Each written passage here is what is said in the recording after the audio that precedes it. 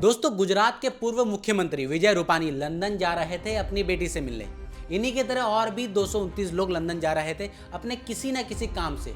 इनमें से कईयों ने अपने घर में सेल्फीज भी भेजे होंगे, तो कईयों ने अपने घर वालों से ये कहा होगा कि अब डायरेक्ट लंदन जाकर ही बात करूंगा।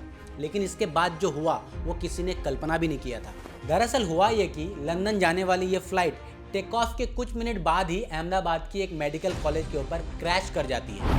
इस फ्लाइट में 242 पैसेंजर्स थे, जिनमें 53 ब्रिटिश नागरिक थे, 7 पुर्तगाल के थे, एक कैनेडियन थे और बाकी सारे भारतीय थे।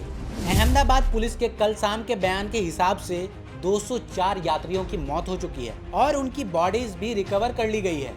दोस्तों, ग्राउंड पर अगर कैजुअलिटी को काउंट करें तो ये आंकड़ा 294 तक पहुंच जाता है। लगभग 41 लोगों का इलाज चल रहा है। ये 41 लोग कौन है? ये फ्लाइट के पैसेंजर्स हैं या फिर मेडिकल हॉस्टल के स्टूडेंट? इस बात का अभी तक क्लियरिटी किसी को नहीं है। शुरुआत में तो ऐसी भी बातें सामने आई कि प्लेन क्रैश में जितने भी लोग प्लेन के अंदर थे उनमें से किसी की भी जान नहीं बची है। लेकिन एक ब्रिटिश नागरिक जिनका नाम रमेश कुमार है, इस फ्लाइट में अकेले सर्वाइव करके बच चुके हैं। रमेश को 11A सीट असाइन करी गई थी, जो कि इमरजेंसी एग्जिट के करीब थी।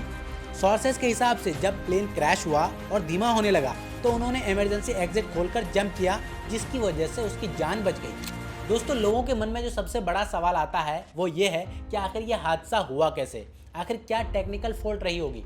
तो दोस्तों, इस वीडियो में आज इसी पर बात करेंगे। एयर इंडिया का फ्लाइट नंबर 171, जिसका एयरक्राफ्ट बोइंग 787, जिसको ड्रीम लाइनर भी कहा जाता है, उसने लंदन के लिए अहमदाबाद के सरदार वल्लभ भाई पटेल इंटरनेशनल एयरपोर्ट से उड़ान भरी थी।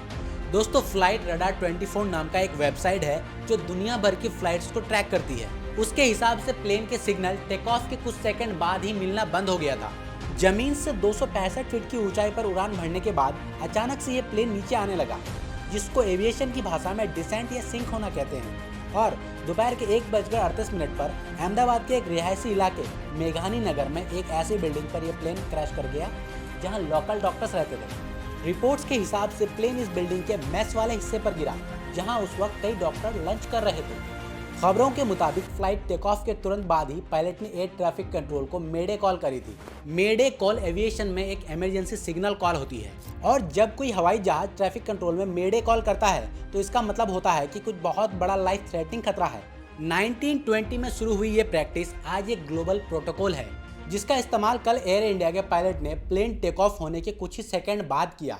लेकिन जब एयर ट्रैफिक कंट्रोल उस कॉल का जवाब दिया तो बदले में एयरक्राफ्ट से कोई भी जवाब नहीं आया और थोड़ी देर बाद आग और धुएं का गुबार अहमदाबाद के आसमान में छा गया। एविएशन एक्सपर्ट्स का कहना है कि फ्लाइट का डाटा रिकॉर्डर और कॉकपिट का वॉइस रिकॉर्डर और ब्लैक बॉक्स का जब तक रिकवर नहीं हो जाता तब तक कुछ भी कहना जल्दबाजी होगी। वीडियोस के हिसाब से प्लेन उड़ा और उड़ते वक्त कोई भी एक्सप्लोजन प्लेन के अंदर देखने को नहीं मिला।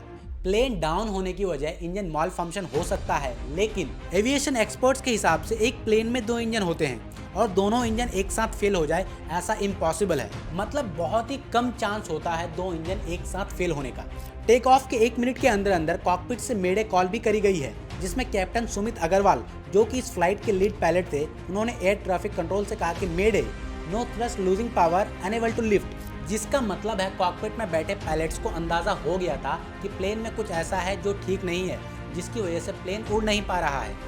600 फीट तक पहुंच जाने के बावजूद भी लैंडिंग गियर प्लेन में वापस क्यों नहीं गए थे, इस पर भी सवाल उठ रहे हैं। एक्सपर्ट्स कह रहे हैं कि क्योंकि लैंडिंग गियर वापस नहीं गए, एक और संकेत है इस बात का कि इंजन फेलियर हो गया था और वापस से लैंड करने की कोशिश हुई होगी। आखिर क्या प्रॉब्लम्स थी, ये सारी चीज़ों का खुलासा इन्वेस्टिगेशन के बाद ही पता चलेगा।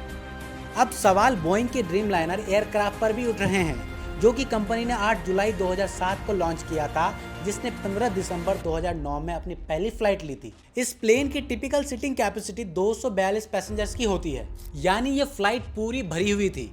हालांकि मैक्सिमम कैपेसिटी 298 तक भी हो सकती है। एयर इंडिया ने पहली बार ड्रीम लाइनर की डिलीवरी दिसंबर 2012 में ली थी। इसे लंबी दूरी के लिए इस्तेमाल किया जाता था। दोस्तों, बोइंग के इससे पहले कई एयरक्राफ्ट क्रैश हो चुके हैं, लेकिन इनमें से ज्यादातर बोइंग के 737 एयरक्राफ्ट थे। दोस्तों, ये क्रैश इंडियन एविएशन का आज तक का सबसे बड़ा हादसा माना जा रहा है। वैसे दोस्तों, प्लेन को टेक ऑफ किए हुए 1 मिनट भी नहीं हुआ था, जिस कारण प्लेन का फ्यूल टैंक पूरी तरीके से फुल था, जिस वजह से जब एक्सीडेंट हुआ तो ब्लास्ट और भी ज्यादा बड़ा हुआ।